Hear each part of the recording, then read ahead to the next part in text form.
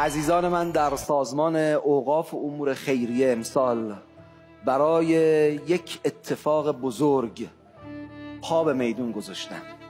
باقیات و صالحاتی که از هر کدوم از ماها بمونه نسلی رو کفایت میکنه.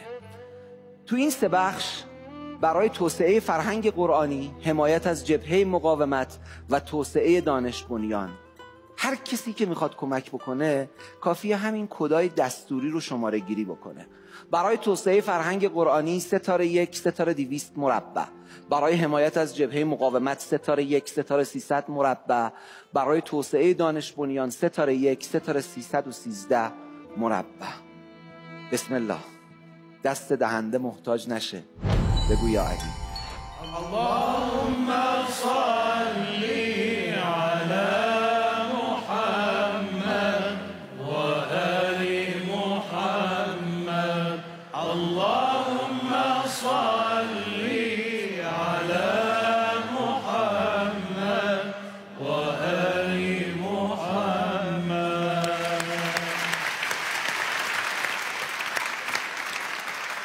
خب سرکار خانم غلامی علیکم السلام، خیلی خوش اومدین، بفرمایید. خیلی متشکرم. سلام علیکم جمیعا و رحمت الله. بسم الله الرحمن الرحیم. قل لن یصیبنا الا ما كتب الله لنا هو مولانا وعلى الله فلیتوکل المؤمنون. صدق الله العلی العظیم. متشکرم. سمیه غلامی 4 برج هستم، حافظ کل قرآن کریم، مدرس حوزه و دانشگاه. الحمدلله دارای 30 رتبه در رشته تحقیق هستم. احسن. حافظ کل. خیلی متشکرم. بله. اجازه بدین قدم به قدم خانم غلامی. اجازه بدین. آقا بی مقدمه بپرسیم. بسم الله الرحمن الرحیم.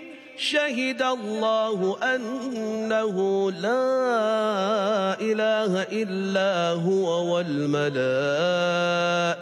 وأولو العلم قائما بالقسط.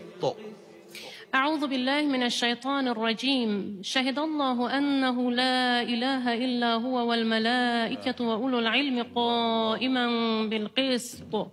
لا إله إلا هو العزيز الحكيم. إن الدين عند الله الإسلام وما اختلف الذين أوتوا الكتاب إلا من بعد ما جاءهم العلم بغيا بينهم. یک جهان سپاس. ماشاءالله. دارد که دوزخیان به بهشتیان ندا میکنند که بر ما آب بیارید و آب بفرستید. اعوذ بالله من الشیطان الرجیم. سوره مبارکه اعراف هست. اعوذ بالله من الشیطان الرجیم. ونادى اصحاب النار اصحاب الجنة ان افیضوا علینا من الماء او مما رزقكم الله.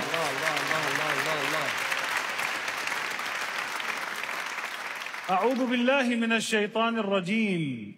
وحرمنا عليه المراضع. سوره مبارکه قصص. اعوذ بالله من الشیطان الرجیم.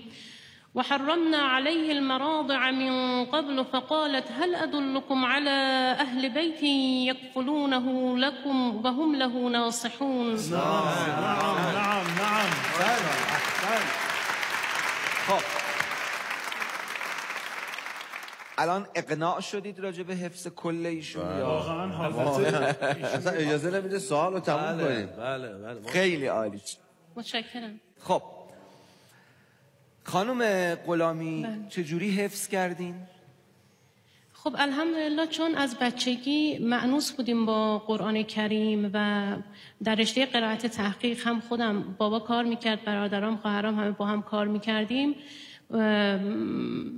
همین در اثر تکرارها و تمرینها من بیشتر سوره ها رو حفظ شده بودم. یعنی فقط شنیدین؟ من خیلی کار میکردم با استاد عبدالباسط و دیگه از رو قرآن هم نمیخوندیم، حفظی یعنی کار میکردیم. قرائت تحقیق رو بیشتر سوره های قرآن رو حفظ شده بودم. فقط یک جنبندی کردیم در مدت زمان خیلی کوتاه، شاید به 1 سال 2 سال نکشید که من حافظ کل قرآن کریم شدم. الحمدلله رب العالمین. در اثر انس با قرآن. یعنی همین این پخش این صدا تو خونه و خانواده بله. و پدر و این اونس باعث شد که شما حافظ بشید. بله خیلی مهمه. الان من با افتخار خدا توفیق داده بهم، همه انرژیم رو گذاشتم که چون خودم رو مدیون امام زمان علیه السلام میدونم، میخوام یه کاری کرده باشم. تونستم 600 تا حافظ تربیت بکنم. از 600 تا حافظ. چه مدت؟ الان 15 سال دارم کار میکنم. 600 تا حافظ کل. همشون کل نشدن. بعد اینا فقط ایرانی هم نیستن. من از ژاپن کار کردم الحمدلله. 2 تا حافظ کل ترکیه تحویل دادیم خدا رو شکر. از مستبصرین عزیز، حتی مثلا من از رومانی داشتم، ایشون مسیحی بود و بار اولشون بود که داشتن اصلا قرآن میدیدن، چون مسیحی بودن از اول. من خیلی واقعا تلاش میکردم که فقط بسم الله الرحمن الرحیم، که ایشون مرتب میگفت بسم الله الرحیم، نمیگفتم یه الرحمن هم اینجا داریم. خیلی زحمت کشیدیم تا این بسم الله رو یاد بگیرم. چجوری با اینا ارتباط میگرفتین؟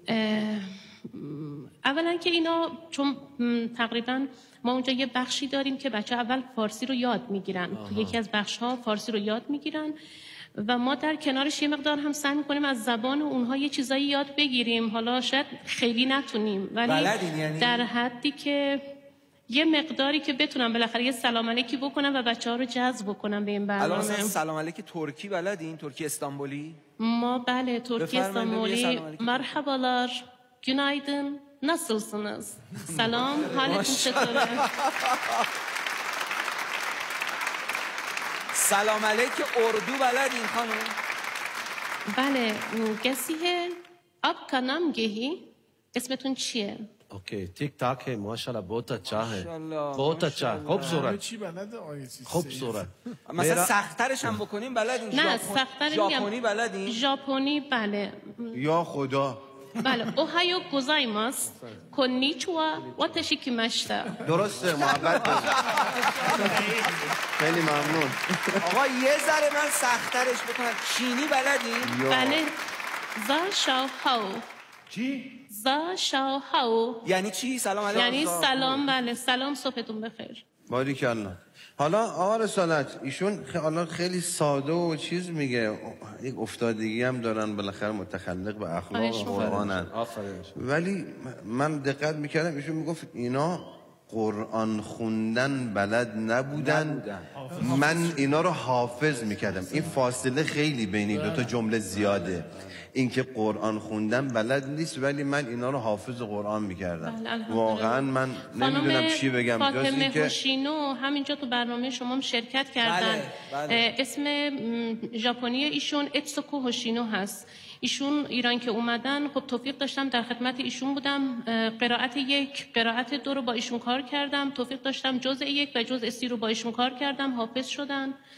و خیلی از بچه‌ها اینجوری هستن. میگم الان از کانادا دارم، از آمریکا. الان شب‌ها ساعت 10 ایران، ساعت 2:30 بعد از ظهر آتلانتا ایالت جورجیا میشه. من شبا ساعت 10 با بچه‌های آتلانتا کار میکنم. به لطف الهی الان 4 جزءشون رو حافظ شدم و دارن. خیلی عجیبه. خیلی عجیبه. خیلی همته. حالا که به این زبان‌ها اشاره شد، ما یه چند زبانم در بین خودمون داریم. استاد سید جلال معصومی. آقا شما چند تا زبان مسلطی؟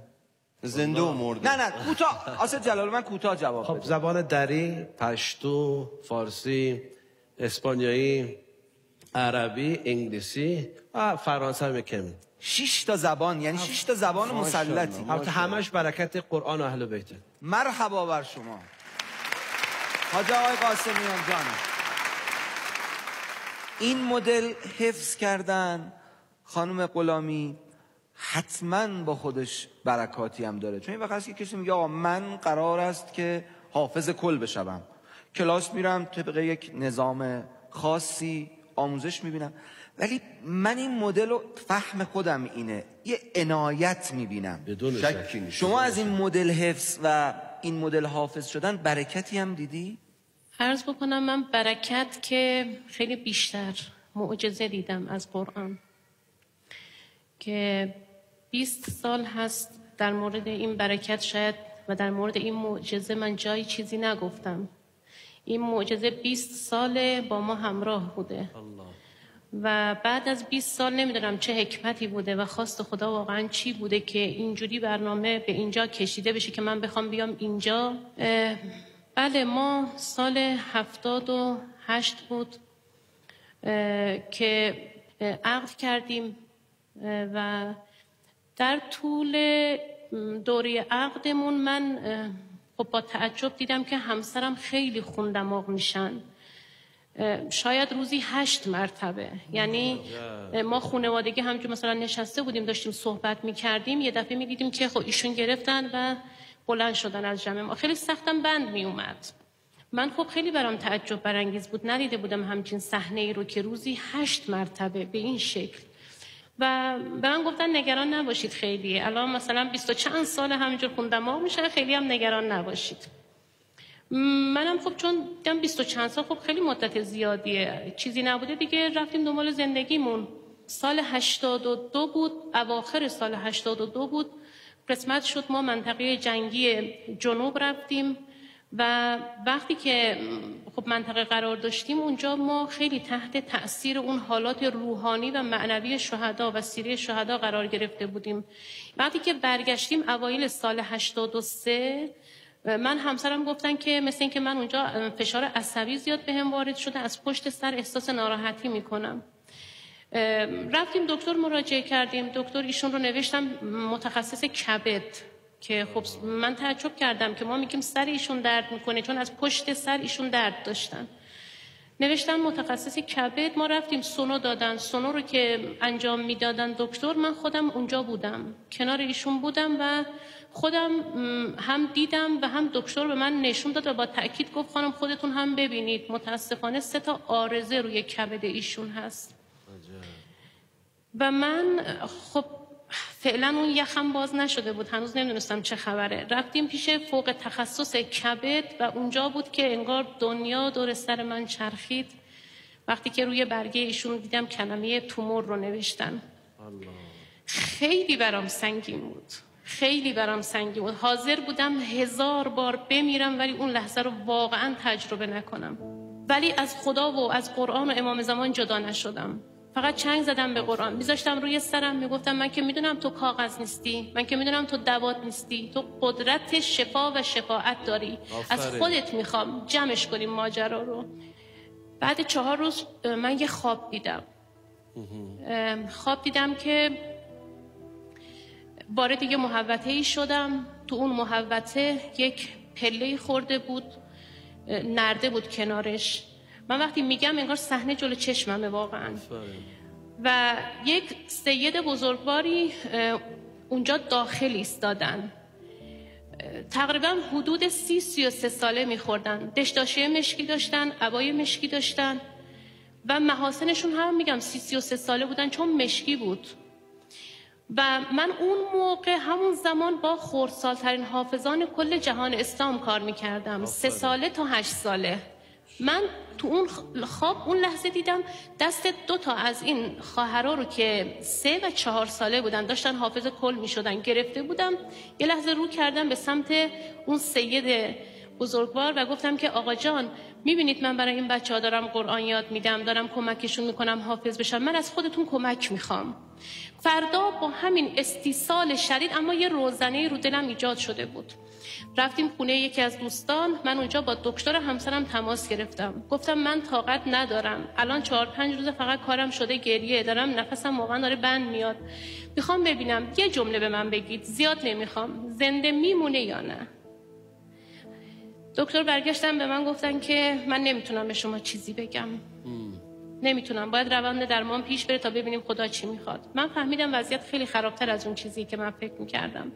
باز حالت مستعصل من خونه این دوستمون انقدر زجه زدم آقایون اومدن. به همسرم گفتم که آقای آفریدون ما باید بریم جمکران، یه چیزی انگار همش به من ندا میده که پاشو بیا جمکران. ما همون لحظه بلند شدیم رفتیم جمکران. خدا میدونه حتما خاطر بزرگترها هست که سال 83 اوایل سال 83 جمکران، مسجد جمکران وسط بود ولی اطراف حالت بیابانی داشت. ما رفتیم اونجا یه زیرانداز انداختیم، سه شنبه بود، هیچ وقت یادم نمیره، دعای توسل خونده میشد. ما نشستیم، من باز به همون حالتی که تو دلم با آقا حرف میزدم، اینو عرض کنم، بلند نمیگفتم، فقط تو دلم گفتم که آقا جان، باز میگم مثل یه دختری که خودشو برای بابا لوس میکنه. بعد گفتم بابای من، شما میتونید ببینید که من این همه دارم عذاب میکشم، حالم بده، کمکم کنید. همون لحظه گفتم که آقا جان، میخوام دستتون رو سر همسرم بکشید، همینجا همه چیزا تموم بکنید. با همین لحنم صحبت میکردم، همینجا تمومش بکنید. وقتی که اینو میگفتم تو عالم بچگی خودم گفتم که خب همسر من عمامه رو سرشه، آقا دست بکشه که دستشون رو عمامه نمیخوره، که من تا اینو تو دلم داشتم میگفتم یه لحظه دیدم همسرم عمامه‌شو برداشت. چون همش به آقا میگفتم نشونه میخوام از شما، اگرم عنایت کردید به من نشونه بدید که عنایت کردید. و یه لحظه تا ایشون عمامه رو برداشتن من احساس کردم اون اتفاقی که باید بیفته افتاد. منتها پا شدیم از جمکران اومدیم بیرون، دم در جمکران که رسیدیم من اون دوتا دختر خانومی رو که دیشب تو خواب دستشون گرفته بودم و به سمت آقا نگاه کردم و گفتم که من این بچه‌ها، من یه لحظه اون بچه‌ها رو دیدم، سری دست بچه‌ها رو گرفتم و رو کردم به سمت جمکران، گفتم آقا الان فهمیدم دیشب اون خواب چی بوده. یعنی این دومین نشونه؟ این دومین نشونه بود، بله، که من دست بچه‌ها رو گرفتم، دوباره رو کردم به سمت جمکران، دقیقاً همون چیزایی که تو خواب گفته بودم و همونجا گفتم. ما اومدیم منزل، دلم آروم و قرار نداشت، اومدم باز قرآن عزیزم رو برداشتم، بغلش کردم، بوسیدمش، گفتم که تو که جوان نورانی در روز قیامت ظاهر میشی، تو کاغذ و دوات نیستی، میخوام خودت به من بگی که من تو جمکران چی دیدم، یا اون خوابی که دیدم چی بود، آیا واقعا من عنایت دیدم؟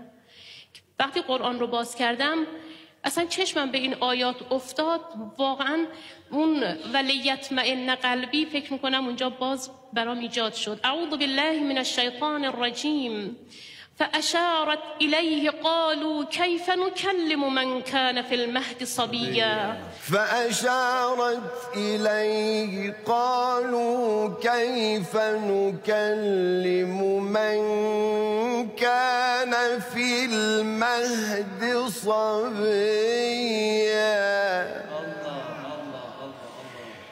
قال إني عبد الله آتاني الكتاب وجعلني نبيا وجعلني مباركا أينما كنت وأوصاني بالصلاة والزكاة ما دمت حيا. وقتی که این آیات رو خوندم دیدم بله داره میگه که حضرت عیسی علیه السلام در گهواره سخن گفت، نوزاد بود اما در گهواره سخن گفت. و من سومین نشانه رو هم اینجا گرفتم، ولی انگار دنبال نشانه قوی تری بودم. با همسرم از خونه اومدیم بیرون، فردا رفتیم یه درمانگاهی تو شهرکی که می نشستیم بود، پیش دکتر رفتیم، ولی چون جملات خوبی نمی گفتن وقتی اون سونو و اون مدارک پزشکی رو می دیدن، من حالم به شدت بدتر می شد. دوباره من گریه می کردم، حقیق می کردم، حالم بد بود. بنده خدا دکتر خواست ما رو آروم کنه، دید نمیتونه، گفت فردا تو مرکز مشاوره نزدیک همین درمانگاه بود، گفت فردا تو همین مرکز مشاوره یک عالم بزرگواری میان، طب سنتی بلدن، شما بیاد پیش ایشون، شاید ایشون شما رو راهنمایی کردن و حالتون بهتر شد. ما از مطب یعنی درمانگاه اومدیم بیرون، یه جوری زجه میزدم، رسیدیم خونمون، ما یه اتاق داشتیم 12 متری فرش میخورد. تو این اتاق 12 متری من شاید اگر بهتون بگم، من نمیدونم با اغراق شاید باشه، ولی 100 دور حالت هروله این اتاق رو من دویدم. یا امام زمان آقا جان شما منو میبینید، خودتون گفت، یعنی حالت هم اینجوری بود، آقا شما منو میبینید، مگه میشه شما از من غافل باشید؟ کلام خودتونه، فقط فرمودید لبتون رو تکون بدید وقتی مشکل دارید. خودتون فرمودید نمک زندگیتونم از ما بخواید. من یک عمری از بچگی مشکل داشتم با شما حرف میزدم، من میومدم سراغ شما، میرفتم سراغ قرآن. درسته که من الان پاشم برم جای دیگه؟ من انقدر دویدم دور خونه تا افتادم، بی حال افتادم. به همسرم گفتم آقا من دیگه بریدم، دیگه خسته شدم، من دارم چمدونمو میبندم، ساکمو میبندم، فردا بلیط بگیر میخوایم بریم خونمون. من میخوام برم، اگرم قراره بمیرم بریم شهرمون بمیریم. رفتیم، چمدونمو داشتم میبستم. فردا شد، همسرم بلند شد گفت خانم بریم اون عالم رو هم ببینیم، ما که ندیدیم اون عالم رو، نمیدونیم کیه، بریم ببینیم، شاید یه چیزی گفت حالمون خوب شد، اصلا شاید اصلا طب سنتی داد حالمون بهتر شد، بریم یه سر به ایشون بزنیم. من گفتم حالم خوب نیست، دارم چمدونمو میبندم، شما برید. ایشون رفتن یه عبای توری انداختن، عمامه‌شون رو نذاشتن، رفتن. 5 دقیقه طول نکشیده بود زنگ زد گفت من مدارک پزشکیم یادم رفته، برام بیارش. من مدارک پزشکی رو علیرغم میلم برداشتم رفتم. وقتی رفتم در رو باز کردم، دیدم یک عالم بزرگواری نشستن، همسر من بدون عمامه با اون عبای توری نشستن کنار ایشون. تازه وارد اتاق شده همسر من، هنوز هیچ حرفی بین ایشون رد و بدل نشده. من این آقا رو، این عالم رو در هیچ کجای این عالم ندیدمشون. ندیده بودم تو اون عمری که از خدا گرفته بودم، نه من نه همسرم، ما ایشون رو ندیده بودیم، ایشون ما رو ندیده بود. تا من وارد اتاق شدم روی میز ایشون یه گلدون بود، دست پاچه شدن و الان اینی هم که دارم مطرح میکنم احتمالاً خود این آقای بزرگ و عالم و بزرگوار دارن میشنون، چون کسب اجازه کردم از محضرشون اومدم اینجا. دستشون خورد به این گلدون و گلدون برگشت رو ایشون. ایشون فرمودن سبحان الله، فرمودن من دیشب یه مکاشفه ای داشتم. آقای آفریدون، شما با همین عبای توری بودی، عمامه سرت نبود، خانومت هم با همین مدارک پزشکی دستش بود. شما دیدم و فرمودن من خواب نبودم اما بیدارم نبودم، بین خواب و بیداری دیدم این صحنه رو. دیدم شما دوتا مستعسلید، راه میرید، مدارک پزشکی هم دست خانومتون و گریه میکنید، مرتب میگید یا امام زمان کمکمون کن، دارید امام زمان رو صدا میزنید. این اتفاق کی افتاده؟ دیروز عصر بود، من تو خونمون داشتم آقا رو صدا میزدم و فرمودن که همون لحظه حضرت رو زیارت کردم. کلامی بین ما رد و بدل نشد، ولی حضرت فرمودن فلانی به این جوان بگو شما از کودکی داری خوندماغ میشی. ما نگفتیم هنوزی چیا، هیچی نگفته بودیم. بهش بگو شما از بچگی داری خوندماغ میشی، انقدر خوندماغ شدی که 3 عارضه رو کبدت ایجاد شده. اما فقط رو کبد نیست، شما 3 عارضه هم رو سر داری و کسی نفهمیده. ببینید قرآن رو میز منه، عین حقیقت هرچی دارم میگم. من حتی به دکترشونم نگفته بودم ایشون خوندماغ میشن، چه برسه به این عالم بزرگوار، چون همه ذهنیت‌های ما رو کبد ایشون بود و فی‌البداهه ایشون اینو گفتن. فرمودم فلانی بهشون بگو من صداتون رو میشنوم، شما دارید هی منو صدا میزنید و من صدای شما رو میشنوم، استیصال شما رو هم میبینم. همه جا بروم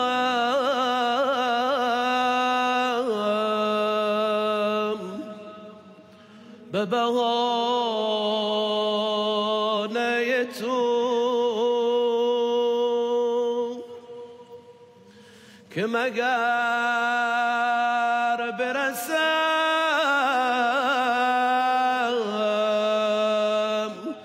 در خانه تو،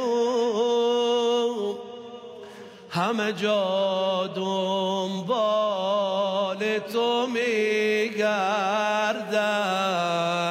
که توی درمان همه دردم. یا ابا صالح مددی مولا، همه یا ابا صالح مددی مولا. ای والله صالح یا ابا صالح نشوم بجز از تو گدای کسی بی ولای تو من نکشم نفسی که توی لیلای من مجنون همه هسته من دلخونی یا ابا صالح مددی مولا یا ابا صالح مددی مولا یا ابا صالح مددی مولا یا ابا صالح اگرم نبود دل لایق تو نظری که دلم شده عاشق تو به خدا هستی همه هستم به تو دل بستم به تو دل بستم یا ابا صالح مددی مولا یا ابا صالح مددی مولا یا ابا صالح مددی مولا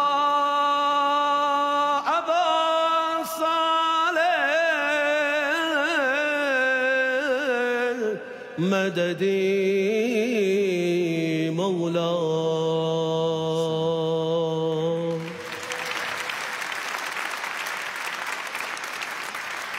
بله و اونجایی که حضرت فرموده بودن که من مشکل شما رو میدونم و صدای شما رو دارم میشنوم، فرموده بودن که من یه ذکری رو به شما آموزش میدم و حرکاتی هست که روی اون جوان انجام بدید و این ذکرها رو بگید و بهشون بگید دیگه شما شفا گرفتید و انشالله دیگه مشکلی نخواهید داشت. همسر من بلند شدن روی صندلی نشستن و این عالم بزرگوار، من ذکرها رو نمیدونستم چی دارن میگن چون زیر لب میفرمودن، دستی به پشت سر همسرم کشیدن، ذکرها رو گفتن و روی پهلوهای ایشون دست کشیدن، ذکرهاشون رو گفتن و بلند شدن فرمودن که شما الان دیگه میتونید برید اما اسم منو همینجا دفن میکنید، من تا زنده هستم هیچ اسمی از من نباید برده بشه و فرمودن دیگه هیچ مشکلی هم قرار نیست دیگه داشته باشید. ما این 20 سال رو هیچ دکتری واقعا نرفتیم و من با افتخار عرض میکنم همسرم که حاج آقای آفریدون، من به اسم هم ایشون رو میگم به خاطر اینکه هم استادشون میدونن، هم خانواده من، هم خانواده ایشون، دوستای هم حجره‌ای هاشون همه میدونن. ایشون روزی 8 مرتبه خون دماغ میشد 20 و چند سال، الان 20 سال حتی 1 مرتبه خون دماغ نشدن. الحمدلله. ما همون موقع بود که به امام زمان علیه السلام من خودم قول دادم، گفتم که آقا جان تا آخر عمرم هر جا اسلام به من نیاز داشته باشه من کوتاهی نمی کنم و هیچ وقت لطفتون رو فراموش نمی کنم. همه زندگیم رو گذاشتم پای قرآن. از 7 صبح کار قرآنی رو شروع می کنم تا 9 شب همسرم همکاری میکنه، خوابگاه ها میرم دنبال طلبه ها، دانشجوها کار قرآنی میکنم. الحمدلله این 600 تا حافظ برکت همین قضیه هستش. هنوز بدهکارم و من همون موقع قول دادم به آقا که نیمه شعبان ها رو منزلمون جشن میگیرم و یه ختم قرآن انجام میدم. الان خدا کمک کرد به عنایت ویژه امام زمان علیه السلام این یک جشن ما تبدیل شد به هیئت قدیریه کردیم برای احیای قدیر، احیای نیمه شعبان، 13 رجب، محرم و ما اصلا چله میبندیم کار میکنیم، 20 رأس گوسفند ذبح میکنیم، در خدمت شاید 5000 عاشق اهل بیت علیهم السلام هستیم، کاروان شادی راه میندازیم، میریم توی روستاها. یه ختم قرآنمون هم الان شده 70 ختم قرآن این نیمه شبانی که گذشت و همینجور برکت الحمدلله تا آخر عمرمون بدهکار امام زمان علیه السلام هستیم. اولا مریض و مریضدار در این ماه مبارک رمضان زیاد و چشم انتظار.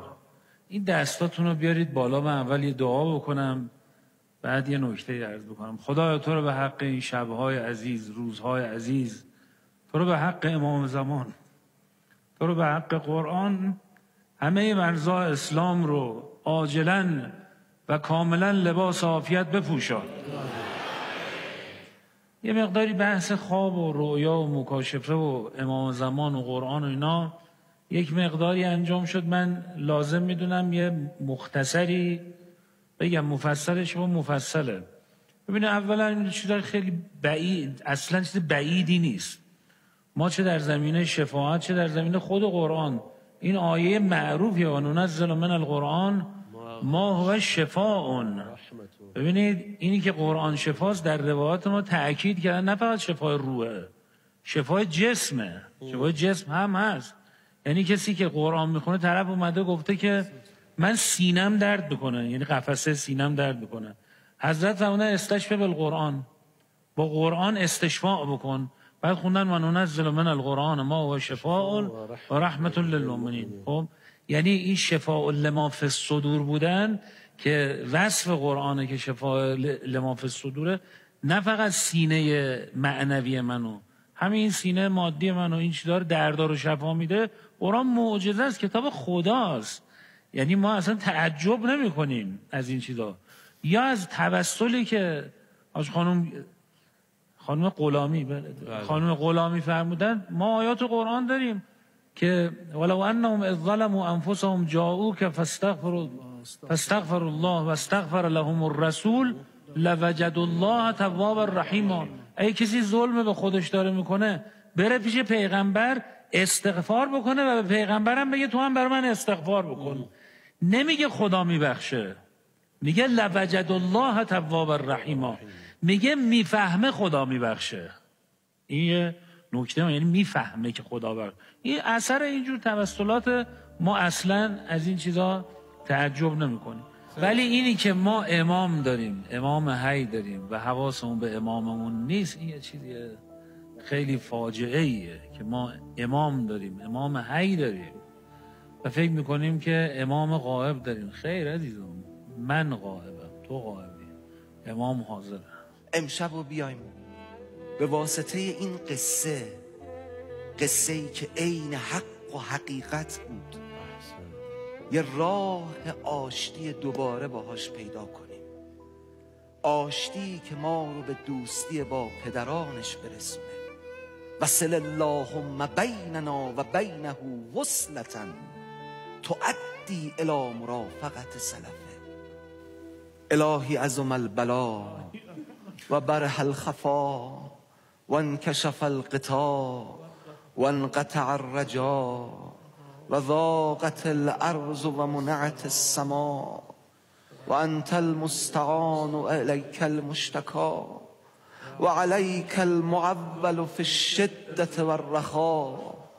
اللهم صل علی محمد و آل محمد اولی الامر الذين فرضت علينا طاعتهم وعرفتنا بذلك منزلتهم ففرج عنا بحقهم فرجا عاجلا قريبا كلمح البصر او هو اقرب. يا محمد يا علي يا علي يا محمد اکفیانی فانکما کافیان وانصرانی فانکما ناصران. یا مولانا یا صاحب الزمان الغوث الغوث الغوث ادرکنی ادرکنی ادرکنی الساعة الساعة الساعة. العجب العجب العجب يا أرحم الراحمين بحق محمد وآله الطاهرين.